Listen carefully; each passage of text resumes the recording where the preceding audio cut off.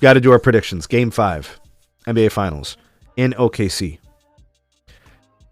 If I have to, if I have to make a call and a prediction, I think with my mind and with my heart, those are two different things, right? Like my heart's like playing into the emotions, right? And then my mind is like logic and reasoning. So who do I want to win? I want to see SGA finish the trifecta. So I'm kind of sort of biased. I want to see SGA win the league MVP, get the NBA Finals MVP, and then get the championship. I want him to complete the Triple Crown. But there's a part of me, this is my heart speaking, right? My emotions, that wants the Indiana Pacers to win because of the story.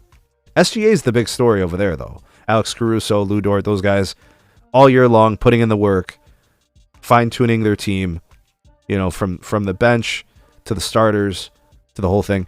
But the story of the Pacers, unassuming, nobody's got them on their radar. They just finished the season strong, and then they wreak havoc in the playoffs, right? So there's that emotional heart type approach. It wants the Pacers to win. And then there's the selfish part of me that just wants to see 7 games because I don't want the season to end. And I don't want the finals to end because this is some of the best basketball I've seen in a long time. I've seen some pretty shitty basketball over the last 15, 20 years where some of the NBA finals were awful and some of the playoffs were bad and the NBA regular season is garbage and all those kind of things. Outside of these two teams, right? The Cavs, the Wolves at the end, like those teams were fun and exciting too. But I mean, a lot of stuff like the Wizards, the Sixers, garbage. Absolute garbage. The Pistons are a great story. You got the Hornets, they suck. The Pelicans suck. The Blazers were bad most of the year. The Kings, struggling in the play-in. The Warriors were bad until they got Jimmy. Like, the league's not perfect. There's a whole bunch of chicanery going on. I don't want the season to end because this is the best basketball we've seen all year. I want this to go 7 games. So I'm going to go with my mind, my logic, my reasoning tells me OKC. OKC wins game 5. And then to stay with that logically and with reason, it would make sense for the Pacers to then win game 6 back at Indy and then force the game 7. And then the game 7, anything goes. I have nothing for you guys. But if the Thunder win game 5, I feel very strongly the Pacers win game 6. Now, if I want to do the flip side, the emotion part, my heart, what I feel, right? Which I don't like feeling, right? I like thinking about it, right? I don't want to feel. But like my gut, my emotional side, I want the Pacers to win game 5. And I think they can because that's who they are. They're going to win in the situation where they're least likely to. It's the contrarian story. OKC's the favorite. OKC is supposed to win. The Pacers find a way to pull out the win. And then if the Pacers win game 5, the possibility of them winning game 6, I think, is astronomically high because then the Thunder are the ones that have to be mentally tested. We're down 3-2. We're going to Indy. We can't do this. They're going to beat us. They got 2 chances, blah, blah. Like all that doubt starts to creep into the mind of the Thunder. Are they mentally tough enough? They're not proven. We don't know anything about them. I think the Pacers are proven. Like the way that they're winning, the way that they've dominated teams in the playoffs, the way that they've won games coming back down by double digits. But now the Thunder have that too, right? They came back from a 10-point deficit too, so they can have faith in that ability too.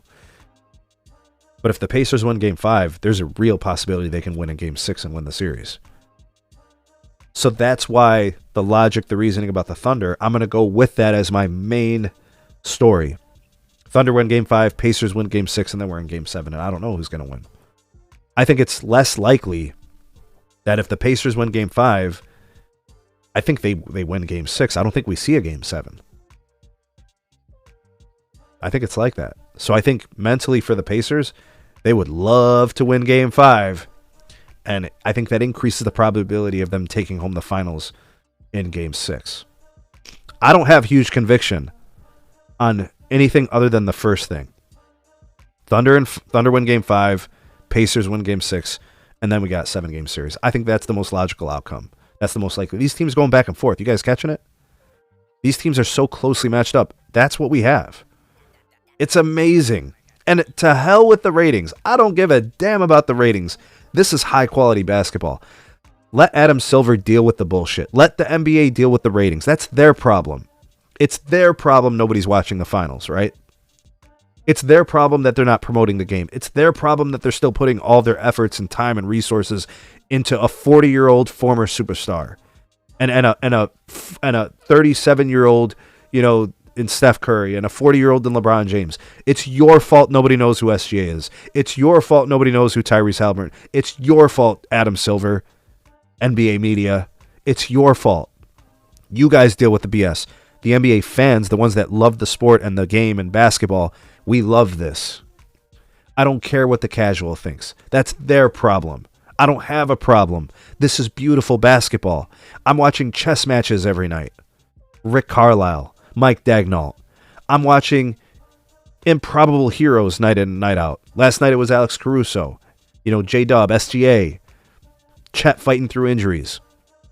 The game before it was TJ McConnell, right? And Tyrese Halliburton and those guys. And Benedict Mathurin.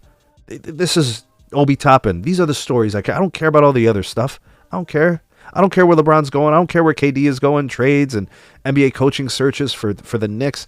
I don't care about that bullshit. I cover it on my channel, but this is what it is. This is hoops. The real hoops lifers, the diehards for the game, this is it.